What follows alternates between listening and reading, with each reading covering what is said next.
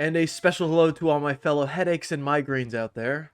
Welcome back to McFly, my little corner on the internet, where I just sit around here and talk about video games and stuff. And in this one, we're on the subject of Multiversus, and more specifically, the future of it. For anyone who hasn't seen any of the Into the Verse episodes, they do this about every mid-season patch, or at least the week before it. It's basically just some kind of sneak peek for that update, and then they just, they have some fun, they show some art, then they usually leave you on with a little tidbit of what's to come. But for this last Into the Verse, for Season 3 mid-season patch, they showcase something that would be coming later in the season, actually a few days from now as of recording. It's going to be an amazing addition, and it's something that I've been saying should have been added to this game since the beginning.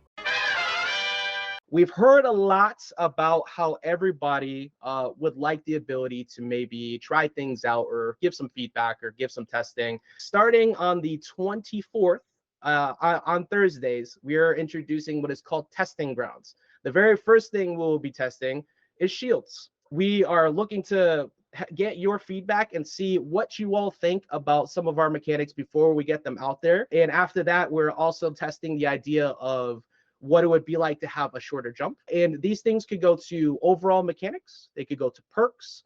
They could go to quite a bit. But Nikat, we've talked about this one quite a bit, and really, really excited to be able to bring this together.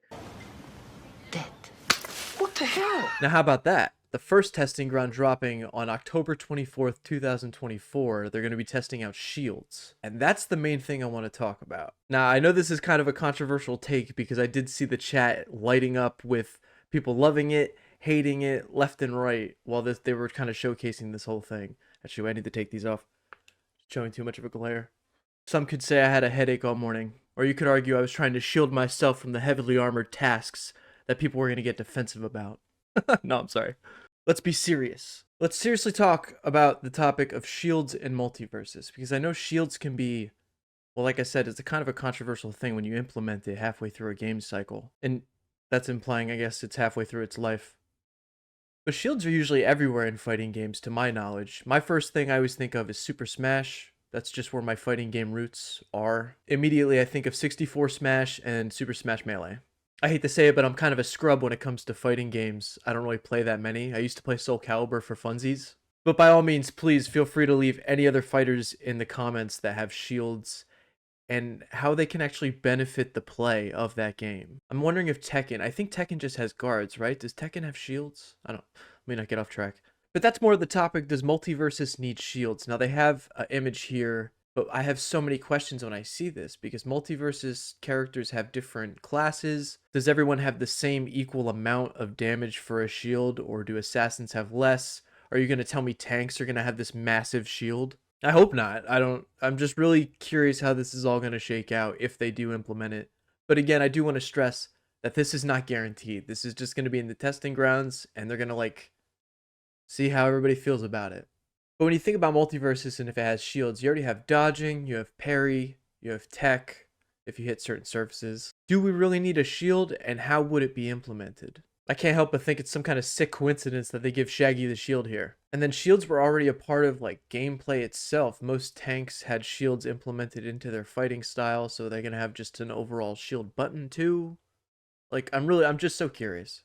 But more or less, that's kind of the question I'm just trying to pose. Would shields benefit Multiversus?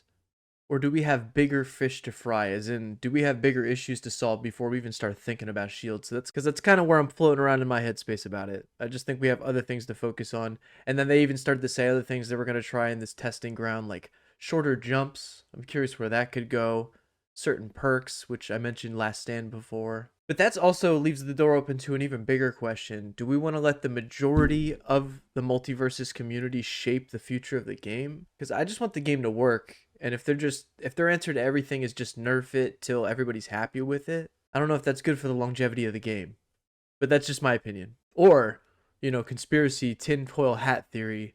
They put this out here so that they can hear all, the really good players out there, the top tier players out there. They put this testing ground out there so they can get their headspace about it, and then they'll shape the game around what they want. But again, tinfoil hat theory. I don't know. I just don't know. What do you think about all this? Do you like shields?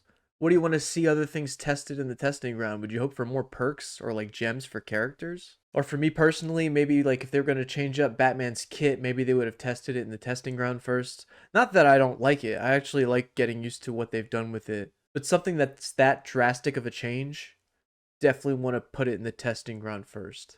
I also think it's fun that they showcase this alongside with the new Wacky Weekends they're doing, where it's just kind of like a Mario Party mashup of just different modifiers, and it's free for all for the weekends. It's even more free for all than free for all. And then just the last few things before we get out of here, they are doing a new set of Twitch drops, and this one really seems worth it, especially if you play Shaggy or if you're just a skin collector. But as long as you connect your WB account to your Twitch account and you watch somebody for, I think it's only like 2 hours or something. I don't know. You have to look up the actual time of how much you have to watch. But starting October 26th, 10 a.m. PT to October 28th, 10 a.m. PT, you'll be able to get this Twitch drop, which is a pretty cool Mystery Incorporated Shaggy skin, a cool 100 Gleamium, and then a But It Has 3 Bathrooms profile pic, which looks pretty nice and also gives you the bragging rights. And then another bit was at the end of the Into the Verse, they led on to the apple bit from the last Into the Verse. They showed an apple as a couch snack, and now they're showing Nubia eating the apple and it turns gray. Spoiler, we all think it's Marceline because she sucks the red from red objects,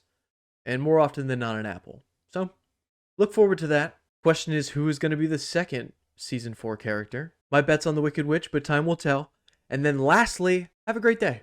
Happy whatever day you're watching this on. I think I'm going to get out of here. A like is always appreciated, all that good YouTube stuff, and I will catch you out there in the multiverse. A friend taught me this one. Peanut butter jelly! A friend taught me this one. A friend taught me this one.